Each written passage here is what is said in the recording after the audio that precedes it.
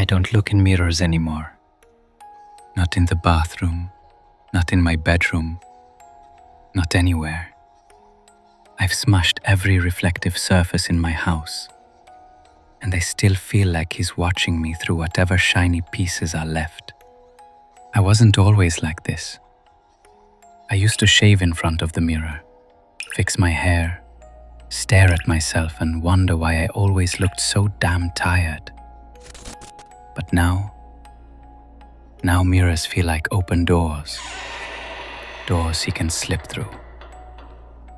I first saw him a few months ago, or maybe felt is the better word.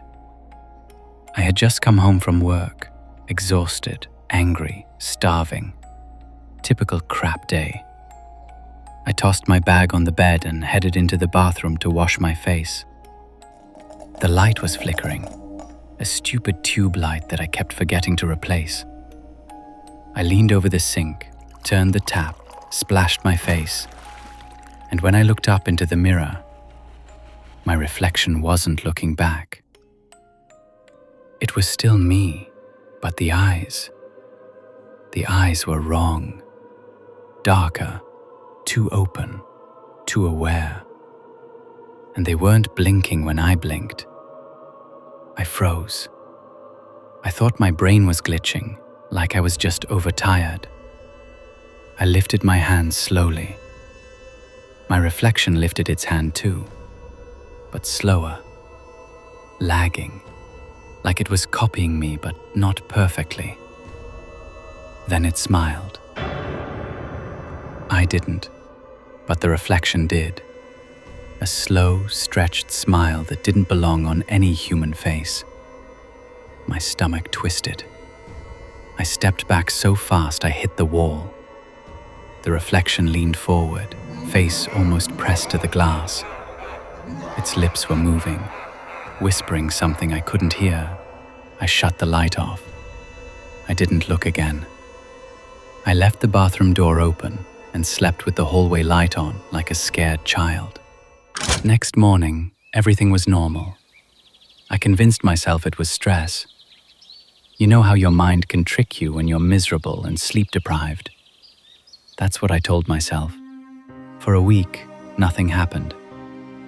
I avoided mirrors anyway, but sometimes you can't help it. Phones, windows, shiny surfaces, they all reflect. And sometimes I'd catch a flash of something behind me. Not always a shape, just the feeling of someone standing very, very close. The real terror began the night I heard him tap. Tap, tap, tap. I was brushing my teeth, trying not to look up. But the sound came from the mirror, not the glass, behind the glass. Like knuckles hitting wood, but deeper, slower. I spit the toothpaste out, grabbed my phone flashlight, and forced myself to stare into the mirror. There he was. Not fully visible, just a shadow shape behind my reflection. A man's outline, only a bit taller than me, head tilted like he was studying me. His arms were long, too long, hanging by his sides like loose ropes. And I swear I could see fingers, way more than 5, resting on the inside of the mirror, tapping. Tap, tap. Then he leaned in. His face came into view. Pale, cracked skin like old paint. Eyes sunken deep, almost rotten. And his mouth, God, his mouth, seemed like someone had carved it open wider than a real mouth should go. No lips, just a torn grin. He whispered, "You left me alone too long." I dropped my toothbrush and ran. That night, I pushed the bathroom cabinet in front of the door and slept on the couch. My dreams were worse. In every dream, I was standing in front of the same mirror, but the bathroom was pitch black behind me. He was touching my shoulders, breathing on my neck. saying things I couldn't understand but felt like commands. When I woke up, I had fingerprints on my neck. Long, thin fingerprints. Not mine. I tried to avoid the bathroom entirely, but you can't avoid mirrors forever. They're everywhere, and he knew that. One night, I was scrolling on my phone in bed when the screen suddenly went black. But not off, reflective, like a mirror. And instead of my face, I saw his. The same stretched smile, the same cracked skin. His head was tilted like he was looking at me through a window. My phone vibrated once, then text popped up on the screen. Turn around. I threw the phone so hard it hit the wall. I didn't turn around. I couldn't. My whole body felt frozen, like something was standing right behind me, breathing on the back of my head. My shoulders locked, my throat tightened. I wanted to scream, but my voice wouldn't come out. After what felt like hours, the pressure lifted. I ran out of the house barefoot. The next day, I called a friend to stay with me. I didn't tell him everything, just said I wasn't sleeping well. My mind was playing tricks. He stayed the night. I slept for the first time in days. When I woke up, he was gone. The house was silent. I called him. No answer. I went to the bathroom and the door was open. My stomach dropped.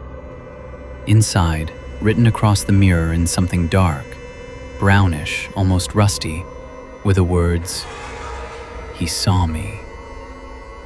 I stumbled back, shaking. My phone buzzed. A message from him. One photo. My bathroom mirror. Him standing in front of it. Except it wasn't just him. Behind him, inside the glass, the man was holding his shoulders, his face pressed right behind my friend's head, grinning. And his fingers, those long, hungry fingers, were wrapped around my friend's throat. 3 hours later, police found him unconscious on the roadside. They said he was babbling nonsense about eyes in the mirror and skin hands. They think he had a breakdown. He doesn't talk to me anymore. After that, I taped newspapers over every reflective surface in the house. But on the third night, the newspapers started peeling off from the inside, like someone was pushing their fingers through the glass, ripping the tape outward. I heard him whisper again, "You can't cover my door." My breaking point came last week. I was sitting in the living room at 3 a.m., lights on, heart racing, when I saw movement on the TV, reflection of the hallway behind me. The TV was off, completely black, but in the reflection, I saw me walking down the hallway, except I was sitting on the couch. The other me stopped behind the couch. I couldn't breathe. I couldn't move. I watched the reflection bend down slowly, and another face appeared behind the copy of me. His face, cracked, grinning, and his hand reached out in the reflection, toward my reflection, grabbing its shoulder. My shoulder burned at the same time, fingers digging in. Not imaginary, not a hallucination. I felt him touching me, pulling me toward the TV. I screamed, kicked the table, and bolted to the kitchen.